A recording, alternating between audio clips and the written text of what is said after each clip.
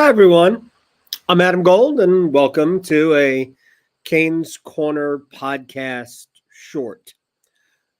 Day one free agency brought to you by the Aluminum Company of North Carolina. You can see it right there in the lower left-hand, actually, the lower right-hand corner of your screen, isn't it? Brought to you by the Aluminum Company of North Carolina. If it's for the exterior of your home, you can find it right there, aluminumcompany.com. All right, so this is kind of an extension of the stuff we talked about yesterday and the stuff we talked about on Friday. I'm not going to belabor the point, not going to beat it to a pulp because I talked about it for 3 hours on the radio today. The Hurricanes day one in free agency, and frankly, I don't know if there's going to be a day two. There are not a lot of players left available in free agency, but again, we always knew that free agency is not Carolina's thing, sort of like the United States men's national soccer team winning games that they have to win.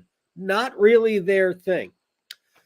So we have three categories of player. We have those who have been brought back, those who have come in, and those who have left. Let's start with those who have been brought back. Short list. Jalen, Chatfield, Jordan, Martinook essentially each get 3 years, $3 million a year. Those coming in, William Carrier, left wing, who played mostly for the Vegas Golden Knights, is in and out of health, hurt a lot, but high character player, physical, can't score, so he'll fit right in. Tyson Yost, who has played with Colorado, has got his name on the Stanley Cup with Colorado, as does William Carrier, by the way. Eric Robinson, who's kind of an energy forward. Sean Walker, right defenseman. I think Walker and Shane Gostisbehere is back. Ghost is back. I'm sure he'll get plenty of power play time. He'll take over for Brady Skjei on that unit. So, I mean, I'm really not complaining about the players they brought in. There's nobody's going to knock your socks off. But Gostisbehere and Sean Walker, I think, become a very good third pair for Carolina. Not as good as the third pair they had last year, because, of course, the third pair they had last year is now the second pair. And honestly, it was the best pair during the playoffs in Dmitry Orlov and Jalen Chatfield. But Gostisbehere and Walker should be a good pairing in the back on the back end. So once again, Carolina will be, I think, very solid defensively. They do need kind of a bounce back season, not bounce back season, but it was a disappointing playoffs for Brent Burns. So they need kind of a bounce back there. But for the most part, not going to complain about Carolina's blue line. Those going out, we know all about it. Jake Guentzel, Brady Skjei, Brett Pesce, Teuvo Teravainen, Steph Nason. Tony DeAngelo was listed as, gone, but I didn't see that anybody signed him, so Carolina could always circle back to him, but they just signed Sean Walker and Shane Gostisbehere. Can't imagine that Tony DeAngelo is going to put himself in the same position he was a year ago, being the odd man out. So Tony can play in the right situation. I think Tony's a good player. And I thought when he had to play for Carolina, especially in the second half of the year, thought he played well when he stepped in. Anyway, that's where Carolina is. And honestly, I don't think there's any other free agents coming in. They have now 11 forwards under contract today, and that doesn't include any of the rookie forwards, none of them. So they have 11 NHL contracts signed. And they've got 3 forwards who are restricted free agents in Seth Jarvis, Jack Drury, and Martin Necas. So those 3 are all going to get re-signed. And at least one, probably 2 of the forwards will likely be, waived, ultimately sent to the minor leagues, all of that. Because, you need depth in the organization anyway. So my guess is that probably a Tyson Yost, maybe a Tyson Yost and an Eric Robinson end up playing in Chicago with the Wolves. Because I don't know how much Carolina is going to carry on their team, but you'd certainly like to get those guys games. Yost has been around for a while. Anyway, but that's when they sign Jarvis, Drury, and Necas. Elliot Friedman on NHL Network, and shout to Sam who sent me this today. Elliot Friedman on NHL Network suggested that he thinks now that the Hurricanes are going to try to keep Martin Necas. I said it 1,000 times already. Right now, Carolina's best option, the best option, is to go about the business of repairing the relationship with Marty. And if that means getting his best friend, Andrei Svechnikov, to be the broker in this relationship, to say, hey, Marty, you're going to have a great year. You and I are going to have bust-out seasons. Let's do it together.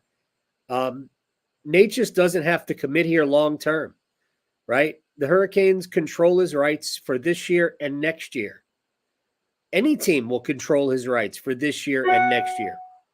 So all he's got to do is sign for a year or 2 years, and then he is free to go and play where he pleases.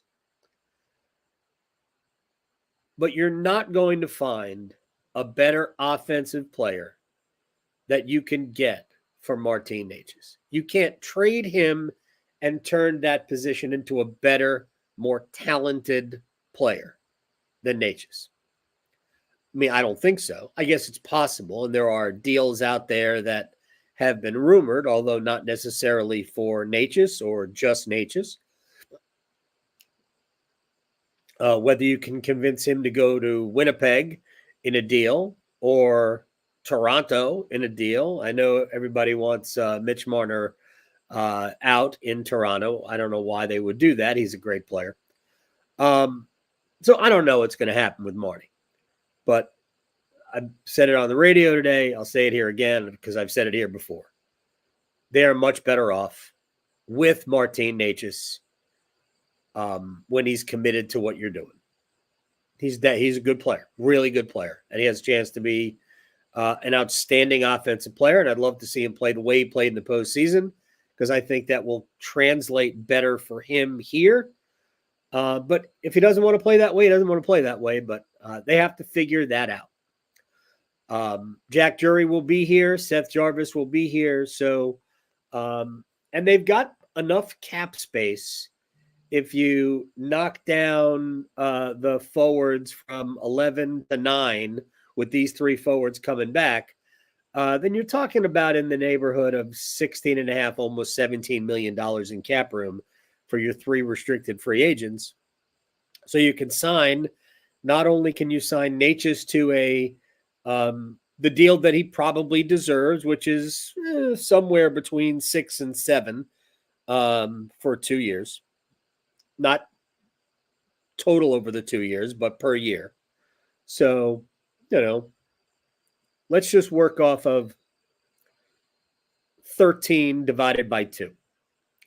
So you've got enough to do that, and you've got enough to pay Seth Jarvis the 8 years, $8 million a year, and sign Jack Drury, and build some cap space for whatever you might want to do at the deadline.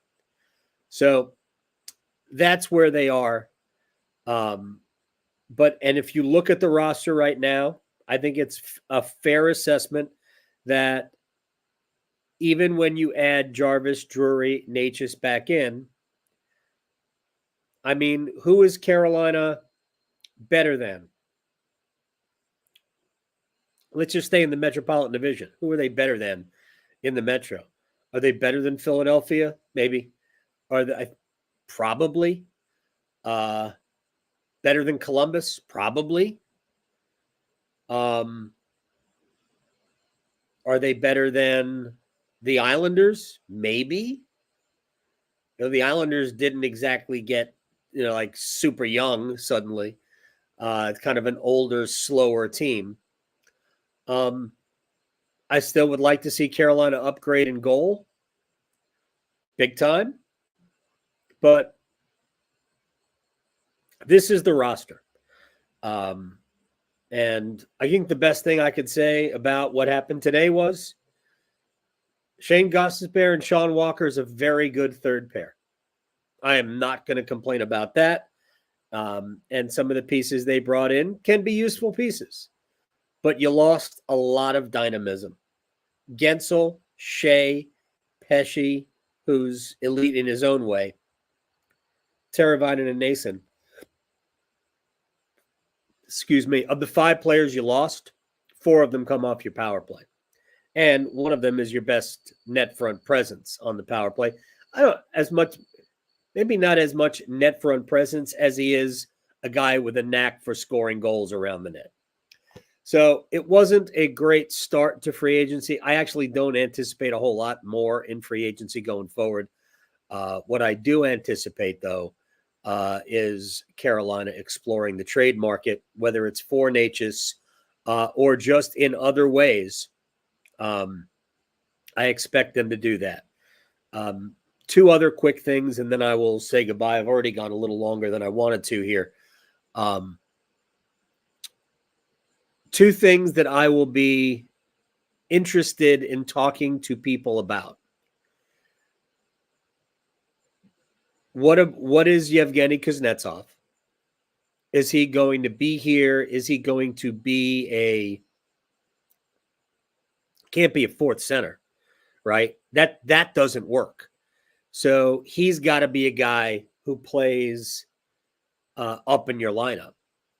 So it's a waste of him if he's playing on a bottom line. He has to be playing with elite players. Otherwise, again, what's the point? So what can they get Kuznetsov to be? So I'll be thinking about that. And also, at some point, we have to have the honest conversation about Jesperi Kotkaniemi and whether or not he's just a fit here. And while let's just pretend for a second that Kotkaniemi in a different, not offensive system, but in a different system, maybe he's more effective as a player, but honestly, why wouldn't this system be good for him? I mean, high pressure, forecheck, turnovers created, offensive zone time. It just seems like if you're good, you're going to thrive in it. I mean, heck, look at the chances Jordan Staal creates. He can't finish them, but look at how many chances he creates. I'm not saying Kotkaniemi has to create the chances that Jordan Staal does, but how about just a slightly lesser version than that? And man, you should be converting a lot of those into goals. But he doesn't really do that. We see it in flashes. And, this is what, year 7 for Kotkaniemi as a player? It's the same draft class as Andrei Svechnikov, and this is year 7 for him. So it's time. But I don't think we're ever going to see it. At least not on a regular basis. So here's a guy that right now, he's the 5th best center on the team. And the only way he starts at center over anybody is if they decide to move on from Evgeny Kuznetsov, which they may or may not be willing to do. I don't know. As much as it sucks, as much as you hate to admit defeat or that you're wrong, the buyout of Kotkaniemi would have been very good. But anyway, I don't know what's out there for Carolina. It would really be nice to get a right-handed shot, and I'm right-handed center. I'm not half hoping at all, fully hoping that Ottawa and Shane Pinto can't repair whatever is involved in their relationship woes, and the Hurricanes can go get Shane Pinto, because I think Shane Pinto's a hell of a player. It's not worth Martin Necas. You'd have to get more than Shane Pinto, but he is a right-handed center, and he's big, and he's a great athlete. I'd take Shane Pinto on this team in a heartbeat. A heartbeat. I would take it. Anyway, I just threw that out there for giggles. So we're done here. Day one of free agency. Oh, one quick thing, because this gets back to the Elliot Friedman video, and as he was wrapping up his bit on the Hurricanes, he pointed out that, you know what, when you identify a player you want, basically you can't wait, which is what I've been saying. Carolina got essentially beat by themselves, beat by their own desire to get just a little bit more juice, out of the lemon. Jake Guentzel was already giving you a hometown discount. 8 times 8 is a low ball price for a 40-goal scorer. And the Canes slow walked it right to Tampa. So they got to be better at that aspect of managing. This front office has done a great job of building the foundation for a winning team year after year after year. But they have yet to figure out how to negotiate contracts.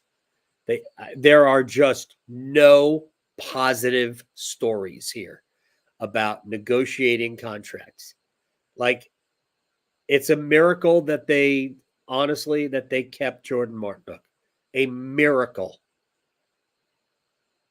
But they got to get better at that. As an organization, top to bottom. And the truth is that it's really just the top. This is a Tom Dundon issue. When Dundon figures this part of it out, he can take his ownership to another level. But think about this. He's way ahead of David Tepper. All right. Well, as events warrant, we'll jump on here. This has been the Canes Corner podcast, brought to you by the Aluminum Company of North Carolina. I am Adam Gold. I hope you have a wonderful night. We'll talk to you on the radio tomorrow. And we'll talk, I think, with Jordan Martinook's actually going to join us on the radio tomorrow. Isn't that nice? Martinook, we'll ask him if he could buy us lunch. See everybody. Hope all is well.